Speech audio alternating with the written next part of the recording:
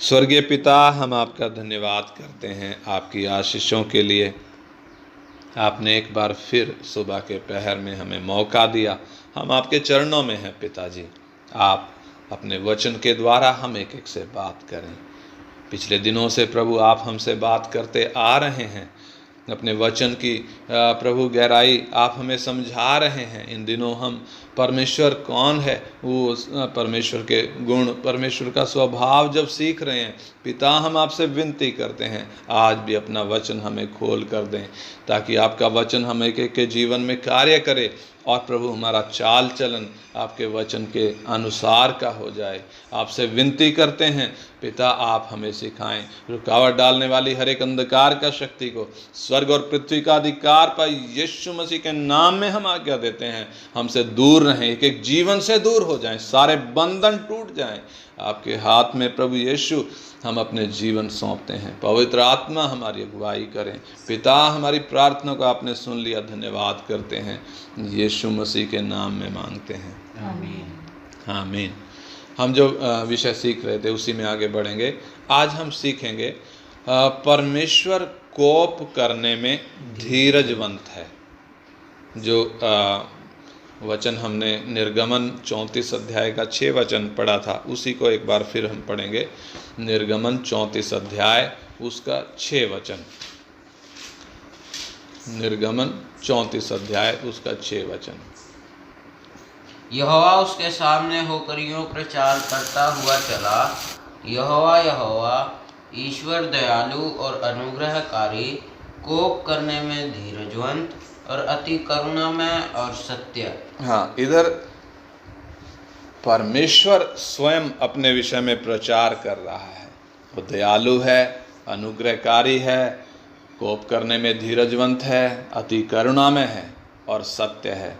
इसमें 2 विषय हम सीख चुके हैं, दयालु और अनुग्रहकारी। मुझे विश्वास है हम एक एक को ये दोनों विषय बिल्कुल क्लियर हो गए होंगे। आज हम तीसरा बात इसमें देखेंगे, जो हमारा इस विषय की 17वां विषय है, कोप करने में धीरजवंत। यानी परमेश्वर कोप करने में धीरजवंत है। कोप का मतलब है क्रोध करना। परमेश्वर क्रोध करता है, लेकिन तुरंत क्रोध नहीं करता, बल्कि क्रोध करने में वो धीरज रखता है। अर्थात जब मनुष्य बुराई करता है या हम मनुष्य लोग जब गलत काम करते हैं, तो परमेश्वर उस समय एकदम क्रोध करके उसकी सजा हमें देता नहीं है, बल्कि कोप करने में वो धीरजवंत है। हम अपने चारों ओर अगर देखें तो समाज में बुराई ही बुराई भरी हुई है, समाज में पाप ही पाप भरा हुआ है। अखबार पढ़ें तो हर समय हर जगह वो ऐसी ही खबरें मिलती हैं।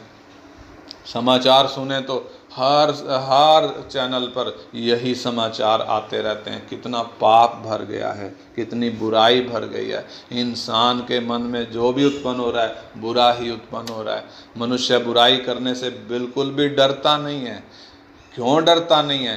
क्योंकि वो इतना ढीठ हो चुका है। और दूसरी एक और बात जो परमेश्वर का वचन हमें सिखाता है, सभोपदेशक 8 अध्याय उसका 11 वचन हम पढ़ेंगे। सभोपदेशक 8 अध्याय और उसका 11 वचन। एक्लेसियास्टिक्स 8 वर्स 11। बुरे काम के दंड की आज्ञा फुर्ती से नहीं दी जाती, इस कारण मनुष्यों का मन बुरा काम करने की इच्छा से भरा रहता है। इधर जो लिखा है, बुरे काम के दंड की आज्ञा फुर्ती से नहीं दी जाती। यानी जब एक व्यक्ति बुरा काम करता है, गलत काम करता है, तो उसकी सजा फुर्ती से नहीं दी जाती। इस कारण मनुष्यों का मन बुरा काम करने की इच्छा से भरा रहता है। अभी पिछले दिनों मेरे ख्याल से दिसंबर या नवंबर महीने में पिछले साल एक घटना घटी थी, आपको याद होगा। जब हैदराबाद के पास एक लेडी डॉक्टर को रेप किया गया था, और जो रेपिस्ट थे उनको पुलिस ने पकड़ लिया। पुलिस ने उन पर केस नहीं चलाया, बल्कि पुलिस उनको उसी जगह पर ले गई जहाँ पर रेप हुआ था और उनको वहाँ पे गोलियों से भून दिया। यानी कोई कोर्ट केस नहीं चला, कोई कुछ नहीं चला, बुरे काम की सज़ा हाथों हाथ दे दी गई। ऐसे में दूसरे उस इलाके में बाकी लोग जो हैं उनके मनों में भी डर आएगा, ऐसा काम करने में डर आएगा। लेकिन हम देखते हैं इंसान बुरा काम करता जा रहा है, परमेश्वर उसको बुरे काम की सज़ा नहीं दे रहा है। क्यों नहीं दे रहा है परमेश्वर बुरे काम की सज़ा? कारण क्योंकि परमेश्वर धीरजवंत है। परमेश्वर धीरज धरता है। धीरज धरने के पीछे का कारण है, वो धीरज के कारण इंसान ये सोचता है कि किसी ने देखा नहीं।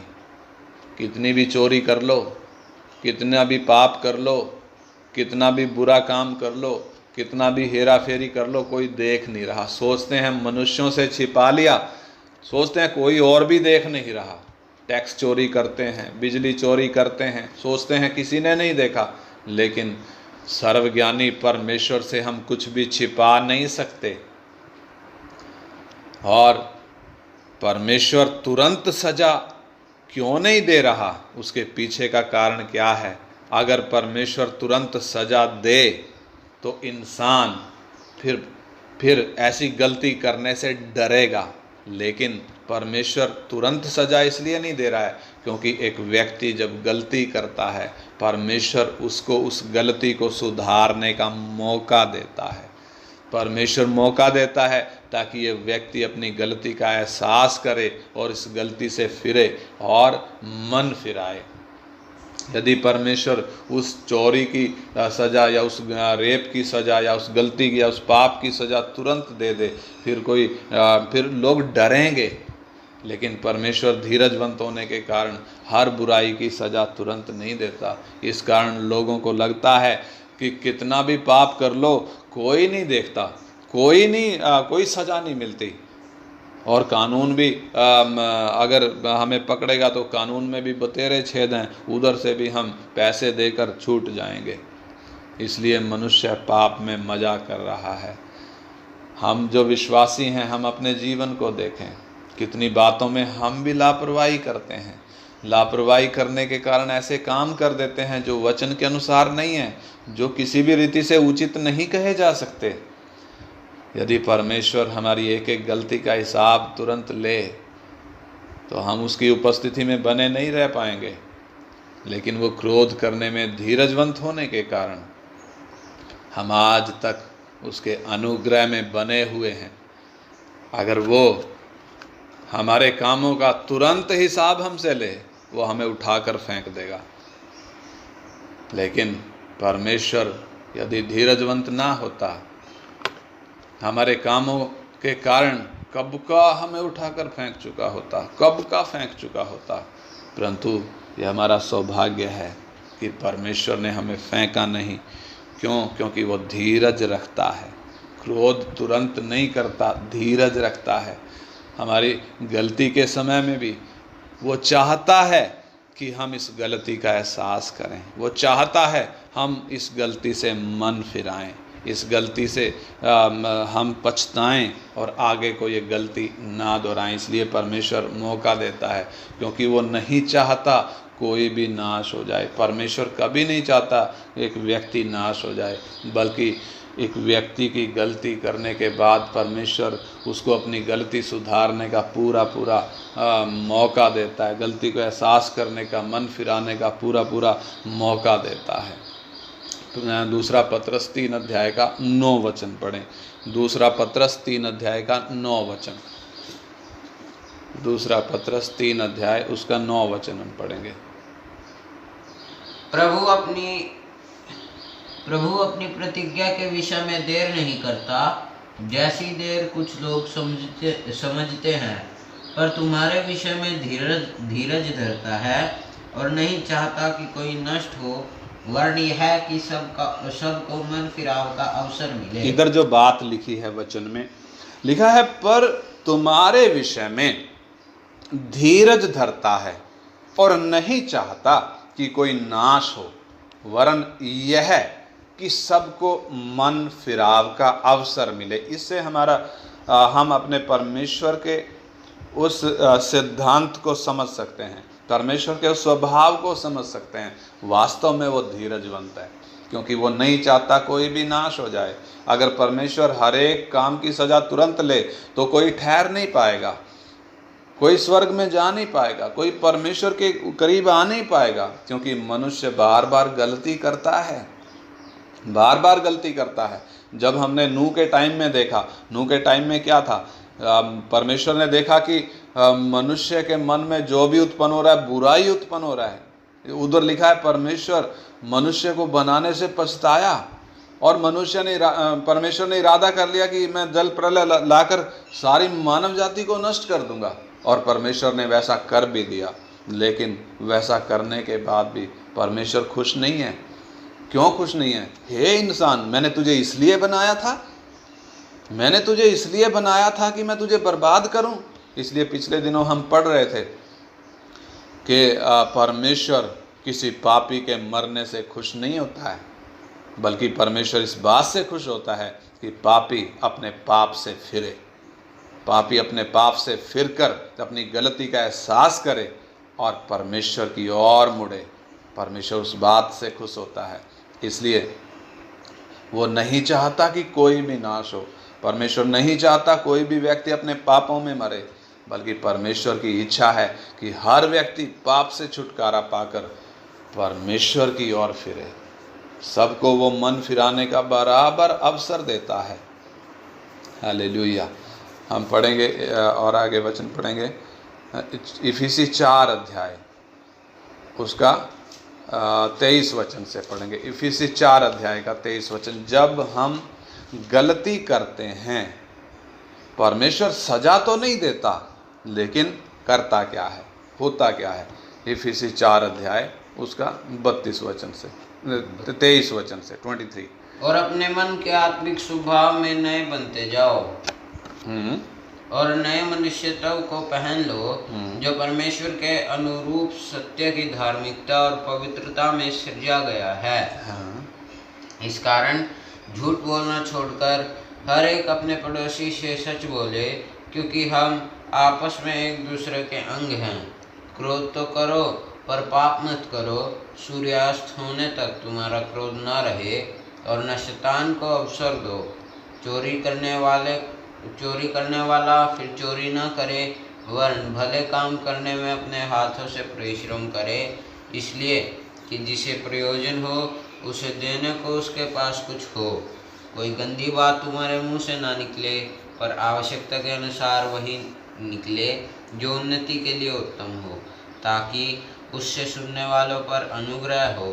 परमेश्वर के पवित्र आत्मा को शोकित मत करो, जिससे तुम पर छुटकारे के दिन के लिए छाप दी गई है। सब प्रकार की कड़वाहट और प्रकोप और क्रोध और कलह और निंदा और सब बैर भाव समेत तुमसे दूर की जाए। एक दूसरे पर कृपालु और करुणामय हो, और जैसे परमेश्वर ने मसीह में तुम्हारे अपराध क्षमा किए, वैसे ही तुम भी एक दूसरे के अपराध क्षमा करो। हाँ, इधर बिल्कुल साफ लिखा है हमने क्या करना चाहिए और क्या नहीं करना चाहिए। हमें परमेश्वर ने जब पाप की गुलामी से छुड़ाकर आत्मिक रूप में नया बना दिया है, हमें नया मनुष्य तो हमारे अंदर आया है, नए सिरे से परमेश्वर ने हमें जन्माया है, तो परमेश्वर चाहता है हम आत्मिक स्वभाव में नए बनते जाएं, नए मनुष्यत्व को पहन लें। यानी हमारा नया मनुष्यत्व वो प्रकट होने लगे, वो लोगों को दिखने लगे जो सत्य की धार्मिकता में सृजा गया है, जो परमेश्वर की पवित्रता में सृजा गया है। वो धार्मिकता और पवित्रता हमारे जीवनों से दिखाई देने लग जाए, और हम झूठ बोलना छोड़कर अपने पड़ोसी के साथ सच बोलें, क्योंकि हम एक दूसरे के अंग हैं। इधर लिखा क्रोध तो करो पर पाप मत करो। सूर्य अस्त होने तक तुम्हारा क्रोध ना रहे, बना ना रहे, बल्कि ठंडा हो जाए, और ना शैतान को अवसर दो। चोरी करने वाला फिर चोरी ना करे, वरन भले काम करने में अपने हाथ से परिश्रम करे, इसलिए कि जिसको ज़रूरत हो उसे देने के लिए उसके पास कुछ हो। ये नहीं कि वो औरों के सामने ही हाथ फैलाता रहे, बल्कि ये कि औरों को देने वाला बने। कोई गंदी बात तुम्हारे मुंह से ना निकले, पर आवश्यकता के अनुसार वही निकले जो उन्नति के लिए उत्तम है, ताकि उससे सुनने वालों पर अनुग्रह हो। और परमेश्वर के पवित्र आत्मा को शोकित मत करो, जिससे तुम पर छुटकारे के दिन के लिए छाप दी गई है। यानी जब हम परमेश्वर के वचन में बताई बातों को स्वीकार ना करके उनके खिलाफ चलते हैं, तो परमेश्वर का आत्मा शोकित होता है। परमेश्वर का आत्मा शोकित होने से हमें कैसे पता चलता है कि परमेश्वर का आत्मा शोकित हो गया है? हमें उद्धार की वो खुशी महसूस नहीं होती है, हमें परमेश्वर की उपस्थिति का एहसास नहीं होता है। मसीही जीवन में जो आनंद है वो आनंद हमें दिखता नहीं है।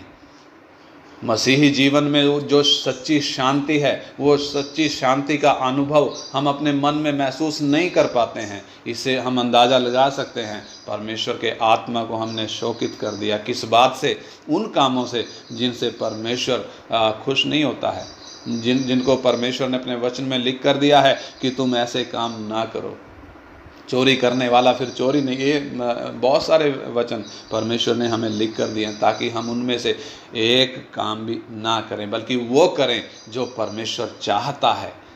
नए मनुष्यत्व के उन गुणों को प्रकट करें जो धार्मिकता और परमेश्वर के परमेश्वर के स्वभाव के अनुसार के हैं, उनको हम प्रकट करें। लेकिन जब एक व्यक्ति गलती करता है, परमेश्वर का आत्मा दुखित होता है और वो व्यक्ति फिर ऐसा महसूस करता है, अपने अंदर बेचैनी महसूस करता है, वो अपने अंदर आनंद की खुशी महसूस नहीं कर पाता, मन में शांति महसूस नहीं कर पाता। क्यों? पवित्र आत्मा दुखी हो गया है। पवित्र आत्मा छोड़कर गया नहीं, परमेश्वर हमें छोड़ता नहीं है, क्योंकि उसने लिखा है, इब्रानी 13:5 में हम पढ़ सकते हैं, क्योंकि उसने आप ही कहा है, मैं तुम्हें कभी नहीं छोड़ूंगा और ना कभी त्यागूंगा। इसका मतलब जब हम गलती करते हैं परमेश्वर छोड़ता नहीं है, लेकिन परमेश्वर का आत्मा दुखी हो जाता है। इसलिए वचन में साफ हमने पढ़ा, परमेश्वर के आत्मा को, पवित्र आत्मा को शोकित ना करो, क्योंकि इसी के द्वारा उद्धार के दिन के लिए हम पर छाप दी गई है। यानी पवित्र आत्मा की छाप जब हम पर लगी है, हम पवित्र आत्मा को शोकित ना करें, यानी हम गलती ना करें। गलती हो जाती है, वो अनजाने में हो जाती है, लेकिन कभी भी जानबूझकर गलती ना करें। परमेश्वर का वचन हमें वो चेतावनी देता है। और जब पवित्र आत्मा शोकित हो जाता है, मन बेचैन होने लगता है, मन में निराशा आने लगती है, उद्धार की खुशी अनुभव नहीं होती है, जब शांति मन में नहीं महसूस होती है, ऐसे मौके का फ़ायदा शैतान भी उठाता है और वो ये बोलने लगता है कि परमेश्वर ने तुझे छोड़ दिया है। इसलिए वो निराशा डालने की कोशिश करने लगता है। लेकिन इसका मतलब ये नहीं कि हम गलती करते रहें, हम इसी हालत में बने रहें, बल्कि परमेश्वर चाहता है हम गलती ना करें, हम गलती ना करें। कई बार हम गलती करते हैं और गलती जब करते हैं तो पवित्र आत्मा को शोकित कर देते हैं, लेकिन फिर भी हमें एहसास नहीं होता और फिर हम गलती करते हैं, तब परमेश्वर फिर कोड़ा उठाता है। इब्रानी 12 अध्याय में लिखा है कि परमेश्वर जिसको पुत्र बना लेता है उसको वो ताड़ना भी देता है, जिससे प्रेम करता है उसको ताड़ना करता है, जिसको पुत्र बना लेता है उसको कोड़े भी लगाता है। जैसे हमारे माँ बाप होते हैं, हमारे माँ बाप अपने बच्चों को गलती करने पर ताड़ना करते हैं, उनको डांटते हैं, पिटाई भी लगाते हैं। क्यों ऐसा करते हैं? ताकि ये गलती दोबारा ना करे, ताकि ये गलती से छूट जाए। ऐसे ही परमेश्वर जिसके हम पुत्र हैं, हमारे साथ ऐसे ही व्यवहार करता है। क्यों ऐसा व्यवहार करता है? इसलिए करता है ताकि हम उसकी पवित्रता के भागी हो जाएं, ताकि जैसा परमेश्वर पवित्र है हम भी वैसे ही पवित्र हो जाएं। जिस प्रकार माँ बाप डांटते हैं वैसे ही वो भी हमें डांटता है, फटकारता है, हमें ताड़ना देता है, कोड़े भी लगाता है। लेकिन हम बार बार यदि गलती करते रहेंगे, परमेश्वर की ताड़ना को तुच्छ जानेंगे और पवित्र आत्मा को शोकित करके भी हमें एहसास ना हो और परमेश्वर की ताड़ना का भी हम कोई मूल्य ना जाने, तब परमेश्वर फिर क्या करेगा? फिर ऐसे में परमेश्वर का वचन कहता है धोखा ना खाओ, धोखा ना खाओ। हमने पिछले दिनों पढ़ा था गलाती 6:7 में, धोखा ना खाओ। परमेश्वर ठट्ठों में उड़ाया नहीं जाता, क्योंकि मनुष्य जो कुछ बोएगा वो काटेगा भी। यानी हमें एक बात का सही तरीके से एहसास होना चाहिए, परमेश्वर ने हमें जगत में से चुना है। हम मनुष्य हैं, गलती करते हैं तो परमेश्वर उस गलती को क्षमा भी करता है। लेकिन कब क्षमा करता है? जब हम सच्चे मन से पश्चाताप करते हैं। इसलिए परमेश्वर तुरंत सजा नहीं देता, बल्कि धीरज रखता है। क्रोध करने में धीरजवंत है, धीरज रखता है, टाइम देता है कि हम मन फिराएं। वचन के द्वारा, पवित्र आत्मा के द्वारा हमसे बात करता है, गलती का एहसास करें, मन फिराएं। लेकिन जब हम मन नहीं फिराते हैं तो परमेश्वर माफ़ नहीं करता, क्योंकि हमने एहसास नहीं किया, बल्कि पवित्र आत्मा दुखी हो जाता है। और जब हम पवित्र आत्मा के दुखी होने पर भी एहसास नहीं कर पाते हैं, तब भी हम चलते ही रहते हैं गलती करते हुए, फिर परमेश्वर कोड़ा उठाता है। और जब कोड़े का भी हमें कोई एहसास नहीं है, दुखों में हम बीमारी भी आ रही है, दुख भी आ रहे हैं, सब हमारा जीवन में निराशा भी आ रही है, यानी फिर भी हमें एहसास नहीं है, फिर धीरे धीरे परमेश्वर क्या करने लगता है? तैयार करने लगता है। अन्य जातियों को भी परमेश्वर एकदम सज़ा क्यों नहीं दे रहा? क्योंकि उनके लिए सज़ा एक्यूमुलेट हो रही है। एक्यूमुलेट हो रही है का मतलब परमेश्वर धीरज धर रहा है और सज़ा के लिए तैयार कर रहा है। हमने मिस्र के राजा फिरौन को देखा। जब परमेश्वर ने इस्राएलियों को उधर से निकालना चाहा, परमेश्वर ने मूसा को बोला इनको 3 दिन का टाइम दे। 3 दिन का टाइम दिया था। फिरौन को बोला गया था कि 3 दिन का टाइम दे, हम जंगल में जाकर अपने परमेश्वर की आराधना करना चाहते हैं। वो 3 दिन का टाइम क्यों था? फिरौन के लिए मन फिराने का अवसर था, फिरौन के लिए बर्बाद होने से बचने का अवसर था। लेकिन हम देखते हैं उसने 3 दिन की बात नहीं मानी। परमेश्वर धीरे धीरे करके एक एक विपत्ति लाता गया। एक एक विपत्ति क्यों लाता गया? ताकि फिरौन मान जाए, मन फिरा ले, नाश होने से बच जाए। लेकिन हम देखते हैं जब वो मन फिराना नहीं चाहा, परमेश्वर फिर उसको कठोर और कठोर करता गया। क्यों कठोर करता गया? फिर एकदम दंड लाएगा। ऐसे ही अभी परमेश्वर अन्य जाति लोगों को बार बार गलती करने पर भी दंड क्यों नहीं दे रहा है? क्योंकि वो एकदम दंड देगा। लेकिन हम विश्वासियों के साथ उसका व्यवहार अलग है। अलग क्या है? वो हमें मौका देता है हम गलती से मन फिराएं।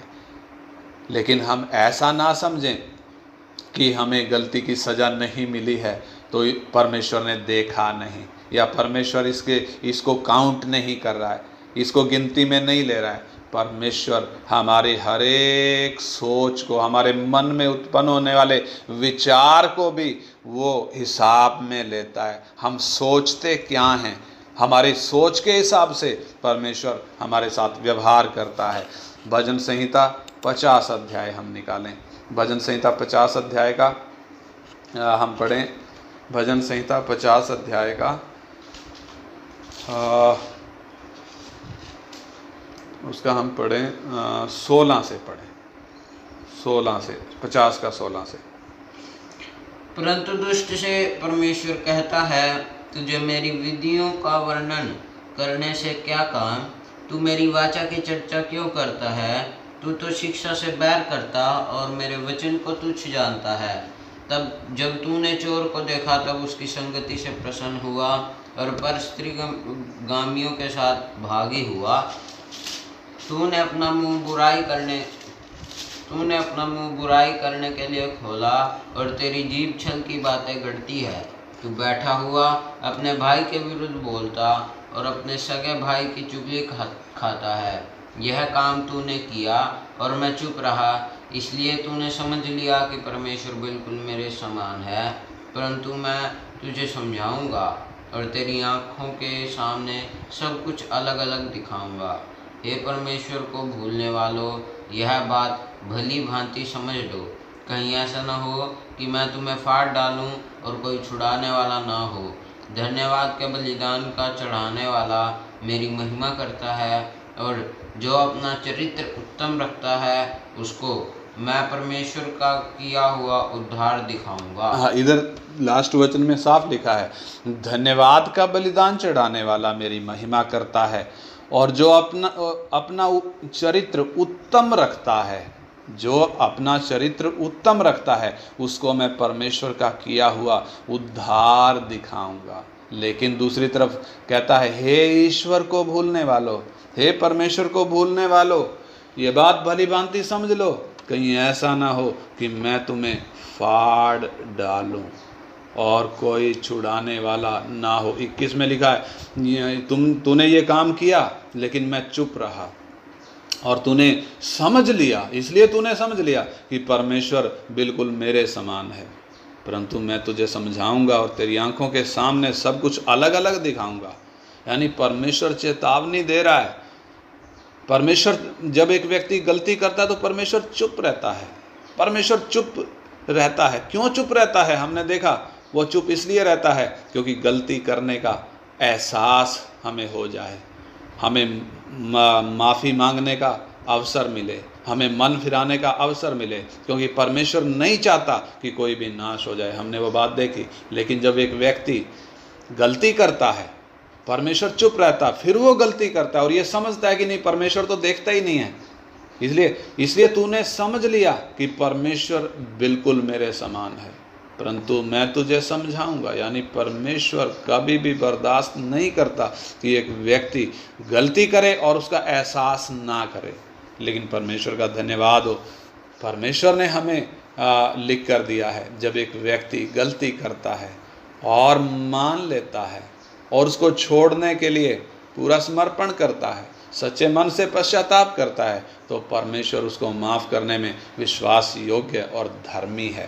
परमेश्वर ने हमें लिख कर दिया है ताकि हम अपनी गलती का एहसास करके दोबारा ऐसा ना करें। परमेश्वर हमें गलती करने क्यों देता है? वो इसलिए ताकि हम गलती करके सीखें, भाई इस गलती से कितना नुकसान हुआ है, हमें एहसास हो जाए कि इससे हमें कितना नुकसान हुआ है, ताकि दोबारा ऐसी गलती हम ना करें। लेकिन जब हम गलती का एहसास नहीं करते हैं, जब हम जानबूझकर गलती करते रहते हैं, जब हमें पवित्र आत्मा के शोकित होने का भी कोई फर्क नहीं पड़ता, जब परमेश्वर की ताड़ना को भी हम तुच्छ जानते हैं, तो परमेश्वर का वचन हमें साफ चेतावनी देता है। इब्रानियों की पत्री उसका 10 अध्याय 26 और 27 वचन। इब्रानियों की पत्री 10 अध्याय उसका 26 और 27 वचन हम पढ़ेंगे।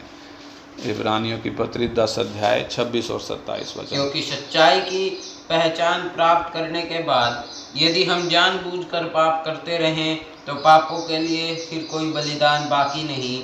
हाँ, दंड का एक भयानक बाट होना और आग का ज्वलन बाकी है जो विरोधियों को भस्म कर देगा। हाँ, इधर साफ चेतावनी लिखी है, जैसे गलाती 6:7 में चेतावनी है, धोखा ना खाओ, परमेश्वर ठट्ठों में उड़ाया नहीं जाता, क्योंकि मनुष्य जो कुछ बोता है वही काटेगा। वैसे ही इब्रानी 10:26 और 27 में स्पष्ट चेतावनी लिखा है, क्योंकि सच्चाई की पहचान प्राप्त करने के बाद यदि हम जानबूझकर पाप करते रहें तो पापों के लिए फिर कोई बलिदान बाकी नहीं।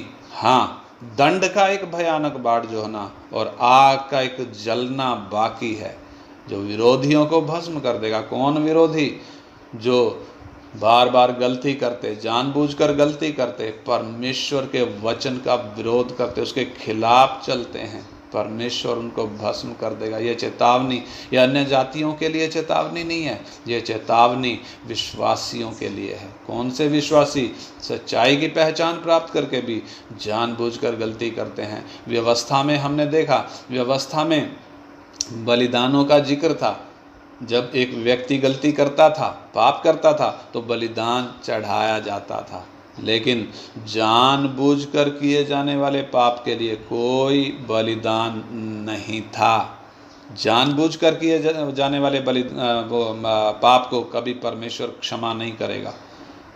हम जब गलती से, अनजाने में कोई गलती करते हैं, गलती से कोई पाप करते हैं, तब उसके लिए माफ़ी है अगर हम एहसास करते हैं तो। लेकिन सच्चाई की पहचान प्राप्त करके यदि जानबूझकर पाप करेंगे, हमें मालूम है इस पाप की सज़ा क्या है, हमें मालूम है हम गलती कर रहे हैं, तो भी हम गलती करेंगे, फिर परमेश्वर क्षमा नहीं करेगा, क्योंकि उसके लिए फिर कोई और बलिदान नहीं है। कोई दूसरा यीशु आकर बलिदान नहीं होगा, या यीशु मसीह दूसरी बार आकर बलिदान नहीं होगा, बल्कि वो एक ही बार बलिदान हुआ है। हमने पिछले दिनों देखा, मूसा ने चट्टान पर एक ही बार मारा, पानी निकला, दूसरी बार मारा, परमेश्वर ने बोला तू कनान में प्रवेश करने नहीं पाएगा। यानी परमेश्वर के उस स्वभाव को हम अच्छे तरीके से समझ लें।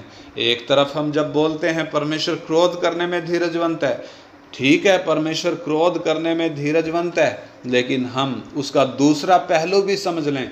जानबूझकर गलती करेंगे तो परमेश्वर के इस स्वभाव का फ़ायदा उठाने की कोशिश करते हुए अगर जानबूझकर गलती करेंगे तो गलती पे गलती करते जाएंगे तो परमेश्वर कभी माफ़ करेगा नहीं, परमेश्वर कभी बख्शेगा नहीं।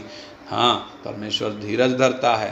क्यों धीरज धरता है? हमें मौका दे रहा है, गलती का एहसास करने के लिए मौका दे रहा है, चाहता है कोई भी नाश ना हो, इसलिए वो ताड़ना देता है। और जब वो ताड़ना देता है, हमें क्या करना चाहिए?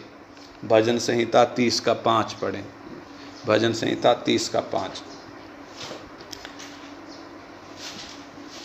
जब परमेश्वर ताड़ना देता है तो हमें क्या समझना चाहिए? भजन संहिता 30:5। क्योंकि उसका क्रोध तो क्षण भर का होता है, उसका क्रोध तो क्षण भर का होता है, परंतु उसकी प्रसन्नता जीवन भर की होती है। हाँ, कदाचित रात को रोना पड़े, परंतु सवेरे आनंद पहुंचेगा। हाँ, इधर स्पष्ट लिखा है परमेश्वर का क्रोध तो क्षण भर का होता है। एक विश्वासी के साथ परमेश्वर का व्यवहार, उसका क्रोध जब वो ताड़ना देता है, उसका क्रोध तो क्षण भर का होता है, परंतु उसकी प्रसन्नता क्षण भर की नहीं है, वह जीवन भर की है, अनंत काल की है। कदाचित रात को रोना पड़े, अभी रात का टाइम चल रहा है, अभी ये समय जिसमें हम चल रहे हैं रात का टाइम चल रहा है, भोर होने वाली है, भोर का तारा चमकने वाला है, हमारा प्रभु यीशु मसीह जल्द प्रकट होने वाला है। कदाचित रात के इस पहर में रोना पड़े, लेकिन सवेरे जब भोर का तारा प्रकट होगा, आनंद ही आनंद होगा, हम आनंद में प्रवेश करेंगे, आनंद ही आनंद होगा। इसलिए आइए हम प्रार्थना करें। हालेलुया। हमारा प्रभु जल्द प्रकट होने वाला है, रात का टाइम है, इस रात के टाइम में कदाचित रोना पड़े, लेकिन हम मायूस ना हों, हम अपनी गलतियों का एहसास करें, गलतियों से मन फिराते हुए परमेश्वर जो कोप करने में धीरजवंत है, उस परमेश्वर के उस स्वभाव को अच्छे तरीके से समझें। हालेलुया। अपनी गलतियों को मानते हुए, उनसे पश्चाताप करते हुए सच्चे मन से परमेश्वर की ओर फिरें, उसकी ताड़ना को तुच्छ ना जानें, परमेश्वर के आत्मा को शोकित ना करें, क्योंकि परमेश्वर बैरियों को कभी माफ़ नहीं करेगा, विरोधियों को कभी माफ़ नहीं करेगा, लेकिन जिनसे अनजाने में गलती होती है परमेश्वर उनको कभी छोड़ता नहीं है, परमेश्वर उनको कभी त्यागता नहीं है। इसलिए आइए हम प्रार्थना करें अपने जीवन में एक समर्पण के साथ, प्रभु मैं अपने जीवन में गलती नहीं करूँगा, जानबूझकर गलती नहीं करूँगा। मैं अपने जीवन में आए परमेश्वर के आत्मा को कभी शोकित नहीं करूँगा। मैं इस बात का ध्यान रखूँगा। पवित्र आत्मा इसमें मेरी सहायता करे। हालेलुया। स्वर्गीय पिता, हम धन्यवाद करते हैं आपके वचन के लिए, आपके आत्मा के द्वारा जो वचन आपने हमें सिखाए। हमें प्रभु आपने सिखाया कि परमेश्वर कोप करने में धीरजवंत है, यानी जब हमसे गलती होती है परमेश्वर हमें उठाकर फेंकता नहीं है। अगर परमेश्वर कोप करने में धीरजवंत ना होता तो हमें उठाकर फेंक देता। परमेश्वर, आपने हमें बनाया है, आपने हमें दाम देकर खरीदा है, आपकी नज़रों में हम बहुमूल्य हैं। आपने हमें जगत में से एक बड़े उद्देश्य के लिए चुना है, इसलिए आपकी नज़रों में हमारी कीमत बहुत है। इसलिए आप हमें कभी छोड़ते और त्यागते नहीं हैं, इसलिए आप हमें कभी उठाकर फेंकते नहीं हैं। इसलिए हे परमेश्वर, हमें आपके उस स्वभाव को समझने में सहायता कर।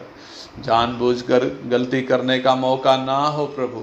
जब अनजाने में गलती होती हैं, आपके वचन के द्वारा, आपके आत्मा के द्वारा प्रभु उन गलती का एहसास करके उनसे मन फिराने के लिए हम एक एक की सहायता कर।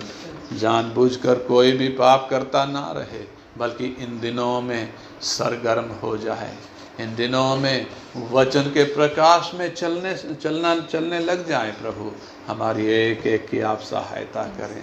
बाप, आपका धन्यवाद करते हैं आपके वचन के लिए। धन्यवाद करते हैं प्रभु, इन दिनों आपके स्वभाव के विषय में सीखने के लिए आप मौका दे रहे हैं। बाप, ये वचन हमारे लिए आशीष का कारण बने। आपके हाथ में सौंपते हैं पिता। प्रार्थना हमारे उद्धार करता यीशु मसीह के पवित्र नाम में मांगते हैं। आमीन।